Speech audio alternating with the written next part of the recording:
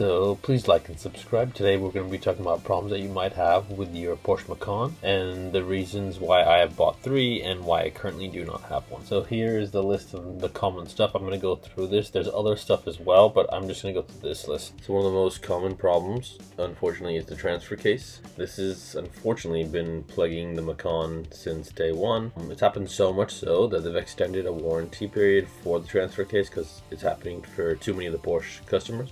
This has happened to us. We've had 3 Macans, so unfortunately we've had quite a bit of these problems. Some symptoms are going to show you at like 25 to 35 mile per hour acceleration. You're going to feel like a slight vibration or like unsteady acceleration around that period. If you have the steering slightly turned and you're in between second and third gear and accelerating from like 30 to 50, you're going to feel something then. Unfortunately, it does steadily get worse and worse. Only fix right now is for them to replace the entire transfer case, and most countries are extending the warranty for this. Okay, so this has also happened to quite a few of the Porsche Macans. It's going to be, symptoms going to show like oil leaking down to the pan. You can actually see this if you take off all the splash guards underneath. So it's going to be, the main reason this has happening is because oil leaking from the timing case cover. And unfortunately, if you take it to Porsche and they diagnose this as the problem, you do want to take it somewhere where they can properly diagnose it, because this is pretty expensive. It's a 40-hour job from Porsche. They have to take out the engine to repair this. Some of the independent shops now, because this is happening for so many of the Porsche Macans and this is not warranted most of the time, the independent shops can actually do it quite a lot faster because they don't take the engine out. They've figured another way to do it.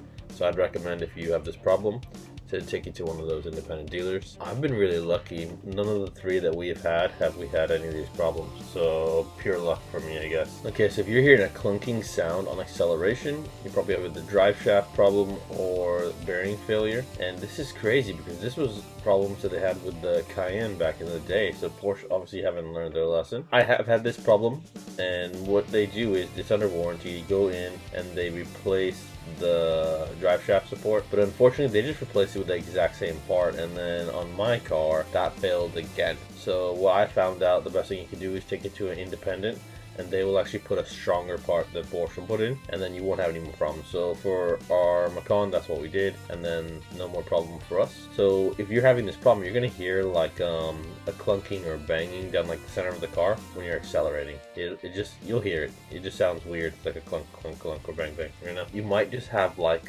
vibrations in the steering as well. That might be a... Okay, so this next problem I did have on one of my Macans, and that's because we used to use launch control quite regularly.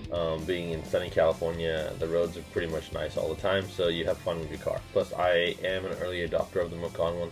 The first one came out, I got myself a turbo. So the signs of this one are actually going to be like a whistling sound when you're accelerating, or you're going to hear like belt chirp or squeal. And it's mostly when you're at like 2000 RPM, you just let your foot off the gas pedal, you'll hear this noise, or like a rattle coming from the exhaust. So it's actually this part that I'm showing you in the screen. When the engine is being revved or anything, it's going to go side to side just like in any car, and this unfortunately fractures this part of the exhaust. So the best fix is for them just to cut it out and re-weld the stronger part, and then you won't have any more problems. Okay, so this next one happened to us on our first Macan Turbo, and this was the reason the dealer bought it back from me. Because in California, if you buy a vehicle and it's inferior, the dealers have to buy it back from you. That's part of the California law, which is awesome. So I had so many problems with my first Macan Turbo that the dealer deemed it was just not worth me keeping it. And they said they would give me my money back and I could just buy a different vehicle. So the problem that I was having was PASM faults. So it's like chassis failure. Originally, my air suspension just kind of failed, and I woke up in the morning and the car was just all the way sunk down, and it was sitting on its fenders, basically like the tubs inside the fenders. So I called the dealer, they came and collected it, they fixed it. My air compressor had failed and they found a leak, so the air was coming out. The next time that this happened, unfortunately, the car was in motion and I did damage the inner fenders, unfortunately. That time it was something wrong with the tank and the valve had become blocked. This is not common, but it does happen to quite a lot of people, and it's not just the Macan that they have air suspension faults problems with. So that time I got new lines, they fixed the block. The third time this happened, I think they ended up changing all my shocks and struts and everything. And then it happened again. It just had a chassis system fault, and I was moving again, and I did damage the inner fenders again. And this time I was going a lot faster, so it rubbed enough to damage my paintwork on the fenders, and that was pretty unfortunate because that time Porsche actually paid again. They had it repaired. I had to have a long-term loaner, and it came back. And then I think it was the 5th or 6th time that this happened to me. I have no idea what happened that time. It just sunk down again. When I woke up, I called them, and then they explained to me that in California we have this thing where if the same fault happens, I think it's 6 times or something, that they just buy the car back and then you could have another one. At that time I didn't want another one. I think I went to the 911 turbo cab. I'm not sure what I got next, honestly. Change my car quite regularly. Yeah, but hopefully this isn't happening to you. But for the next 2 Macans, I didn't want the air suspension after having this problem. Depends on your country again, because if I was going to buy a Macan GTS in the USA, it comes with air suspension. I happened to buy the Macan GTS in England. We reside in both the countries, so here in England, you can get it without the air suspension, and that's what I went for. I went for just the PSM, how I can change it from like sports mode, just change the dampening. Another, not super common, but another problem that the Macans do have are, so it's got 2 fuel pumps, a high pressure and a low pressure. One of them may fail. It does happen to quite a few people. It hasn't happened to me, not on any 3 of them, but my first one I sold back to the dealer with, I want to say like 3,000 miles on it within my first so many months of owning it, because of all the problems I was having. My second one I didn't have for very long either. I got offered what I paid for it, and at the time I'd already ordered a second car, so that had showed up anyways. The Macan was slightly late, and I just took the offer. So my third one I've had so no start problems. So with the no start problems, it could be the fuel pumps. We diagnosed it and we realized it was actually a faulty coil. So if you have a faulty coil, it's better to just change all of them. If you just change one, you're most likely just gonna have another problem again. It's better just to get rid of everything. So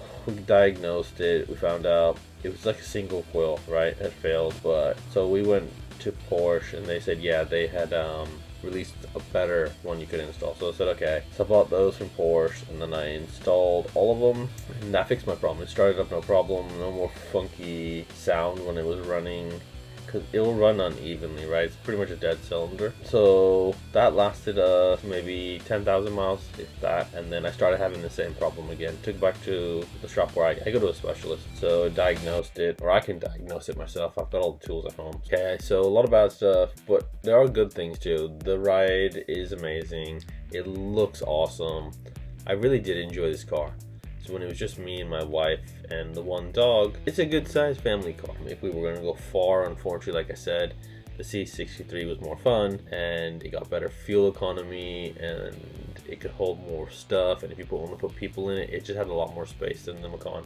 But if it was just me and my wife going somewhere, the Macan was great. We did have a kid, so once we had the kid, the Macan really stopped getting used. I was hoping eventually my wife would just start dailying it.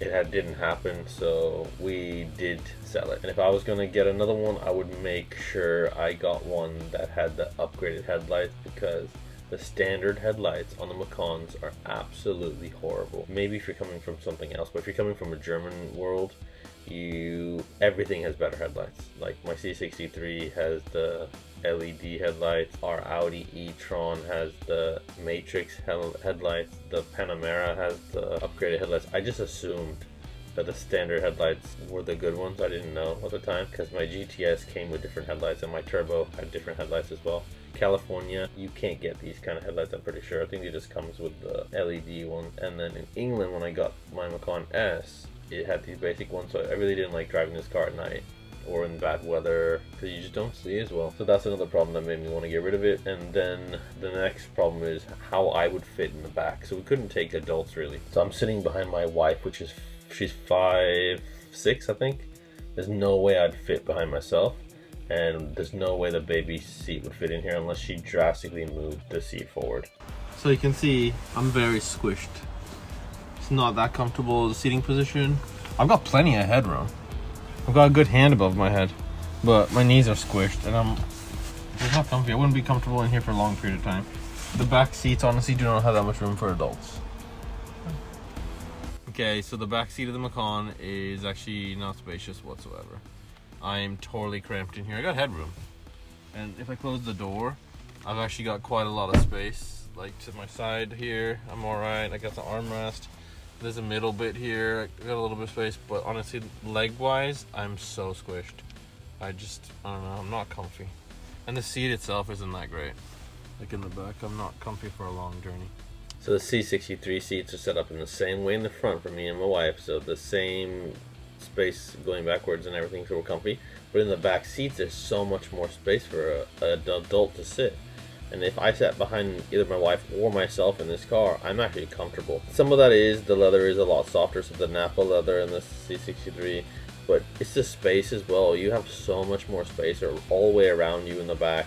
You got ample headroom, and in this time I actually have knee room, so I can actually put my legs out and move around a little bit. Okay, so this next problem is only if the car has been rear-ended in an accident, and unfortunately we did get rear-ended by somebody messing around with their phone. I'll show you that anyways. We have a deployable tow hook, and unfortunately that malfunctions so much that you can't, the backup camera already in this car is horrible, but with the tow ball malfunctioning, it becomes almost unusable. You get stuck with you can only use it in like tow bar mode, and it shows you differently than the normal backup camera, and I don't like it.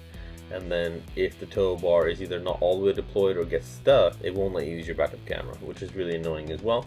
But like I said, this is mostly only if it's been rear-ended, so if you're gonna buy a used one, be really careful. Make sure this stuff is not like a problem.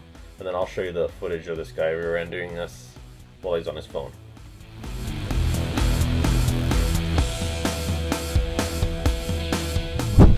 So as you can see, he's just not paying attention. This happens all the time, unfortunately, and there are laws against using the phone while driving. He actually tried to pretend he didn't even hit us, but luckily I had the footage from the dash cam. You can't trust people, honestly. What else can I say? Be careful when buying a used one.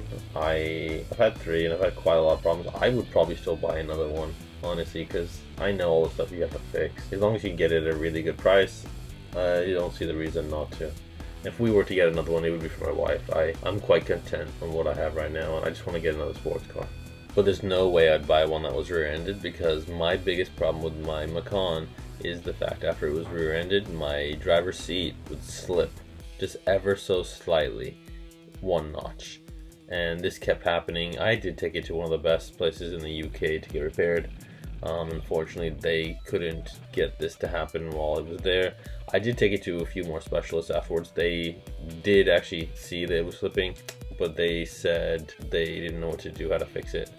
They were basically saying you'd have to buy a whole new seat. I did take it to Porsche, and I went through some of the forums, and I did find out that this has happened to quite a few people. In some places in America, basically they replace the seat. In England, they don't care. Unfortunately, I've tried 3 different dealers. The service to Porsche is pretty horrendous, honestly. They don't really care about you once you have the car, which sucks. Maybe your case might be different. And I've had a lot. I've had 3 Macans, a Panamera already in England, and still the service is horrible. Mostly the worst service I've had in any car dealership was the Sutton Porsche, but I'll probably still buy another Porsche. I'm just gonna get it through like an independent, and then I will only service it through the independent. I'll buy a used one if I get one. But yeah, the seat was just horrible because it really lowers your confidence in the car. I don't know if it's gonna slip all the way or if it's just gonna keep going that 1 notch, but if you're cornering or braking, that one little slip just puts you off. Hopefully, if you guys are buying a used one, you don't have all these problems, and hopefully I've shown you what could happen and how to fix it. Thank you for watching, and we'll see you next week. And if you have any questions, please let me know, because this video was made for someone. They messaged me what problems, what else stuff I had, why did I want to sell it, and hopefully this helps you.